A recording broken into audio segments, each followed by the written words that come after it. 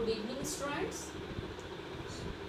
In previous class, I have told you that the chapter is about to complete. So it is the last topic of the chapter, cell division. और ये जो topic है वो last year ही introduce हुआ है, तो may be अगर आपके पास पुरानी एनसीईआरटी है तो उसमें नहीं होगा, नई एनसीईआरटी बुक में ही ये आपको मिलेगा। तो सबसे पहले यहाँ हमने सेल के बारे में स्टडी किया। हमको पता है cell is the basic unit of our body, fundamental unit that is known as. और कोई भी लिविंग ऑर्गेनिज्म फॉर्मेशन कैसे होती है? किसी भी लिविंग ऑर्गेनिज्म की फॉर्मेशन कॉन्टिन्यूसली सेल के डिवीजन से होती है। सेल डिवीजन का मतलब हो गया व्हेन, अगर मैं ह्यूमन की ही बात करूं तो when a child is in the वॉर्म ऑफ अ मदर, जब मदर की वॉर्म में चाइल्ड की फॉर्मेशन होती है तो सिंगल सेल फॉर्म होती है इनिशियली। ये सिंगल सेल फिर क्या करेगी? इस सिंगल सेल में कॉन्टिन्यूसली डिवीजन होंगे। One cell is going to divide into two cell, again both cell is going to divide, तो हर एक सेल से फिर से दो सेल बनेंगी, इस सेल से भी दो सेल बनेंगी। तो इस तरह से क्या होता है, कॉन्टिन्यूसली सेल डिवाइड करती जाती हैं और कुछ टाइम बाद काफ़ी सेल्स डिवाइड करके एक पूरा मास बना लेती हैं सेल का। और जब मल्टीपल सेल्स बन जाती हैं एक सिंगल सेल से, मास ऑफ सेल जब फॉर्मेशन हो जाता है उसके बाद ये सेल किसमें कन्वर्ट होती है? टिश्यू में। Then so many tissue combine together and form the organ, and organ form organ system and overall organelle form that we have already discussed. तो यहाँ जो हमें पढ़ना है वो पढ़ना है कि ये जो सेल डिवीजन है, पर्पस हमें पता है सेल डिवीजन का क्या है। The purpose of cell division is the growth और formation of the body of an organism. अब ये सेल डिवीजन आपका टू टाइप्स का होता है। एक होता है mitosis division and the second one is meiosis division.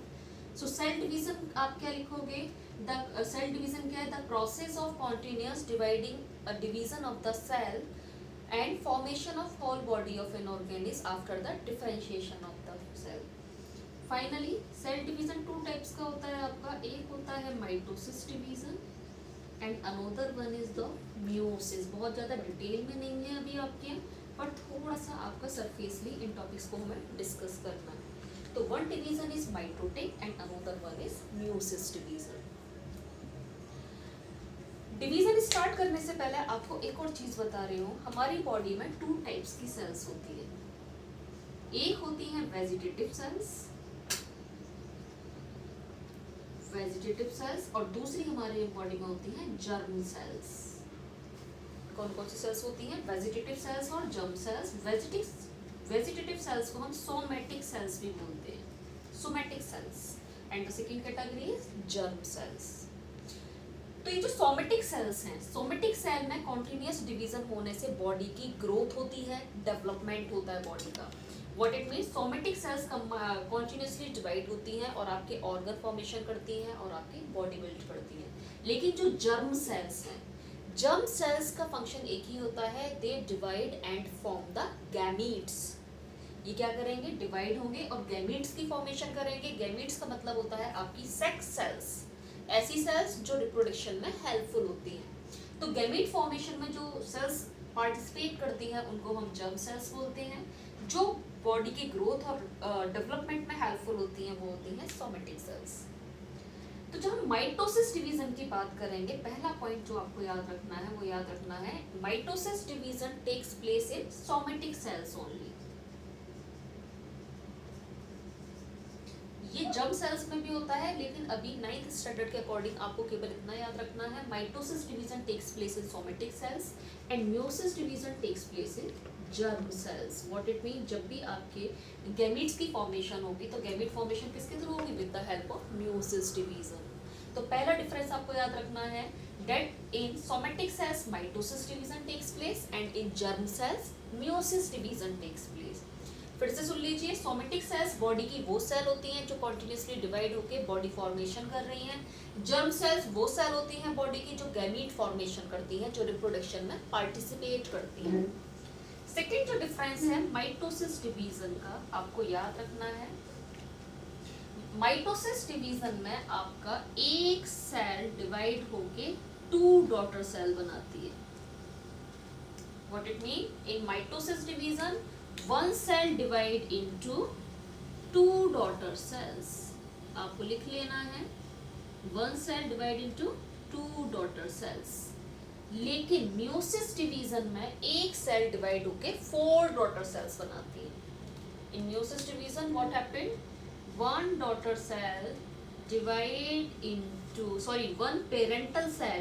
into 4 daughter cell. एक सिंगल सेल डिवाइड होके क्या बनाएगी, 4 डॉटर सेल बनाएगी. इसका सही तरीका आपका रिप्रेजेंट करने का डायग्राम क्या होता है, एक सेल डिवाइड हुई 2 सेल्स में और दोनों सेल्स फिर से आपकी 2 सेल्स में डिवाइड हो गए. जब ये फेजेस होता है तब जाके आपका एक म्यूसिस डिवीजन कंप्लीट होता है. तो आप देख सकते हैं एक सिंगल सेल से आपकी 4 डॉटर सेल फॉर्मेशन हुई है.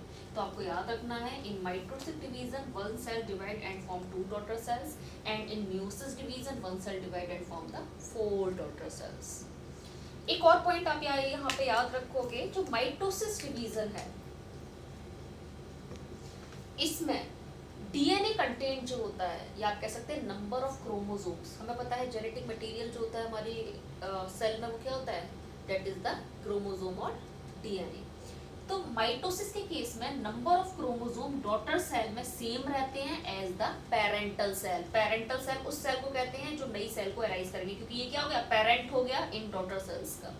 तो इसमें क्या है, number of chromosomes remains same as parental cell. तो डॉटर सेल में नंबर ऑफ क्रोमोसोम क्या रहेंगे, पेरेंटल सेल के इक्वल होते हैं. लेकिन यहाँ पर म्यूसिस डिवीजन में डॉटर सेल में नंबर ऑफ क्रोमोसोम हाफ हो जाते हैं पेरेंटल सेल के. फॉर एग्जाम्पल अगर यहाँ नंबर ऑफ क्रोमोसोम 2n है तो यहाँ भी क्या रहेगा, 2n एंड 2n रहेगा. लेकिन यहाँ अगर नंबर क्रोमोसोम 2n है तो यहाँ हाफ हो जाएगा n. बेटा ये प्रोसेस बहुत लंबी होती है, जो आप 11th में अगर आप बायो लेंगे डिटेल में पढ़ेंगे.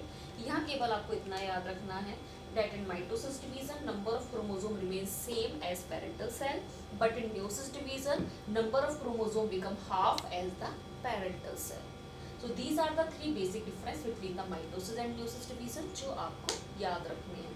फिर से देख लीजिए, cell division we all are aware, continuously the body of the cells divide, and after division the group of cell differentiate and form the new individual.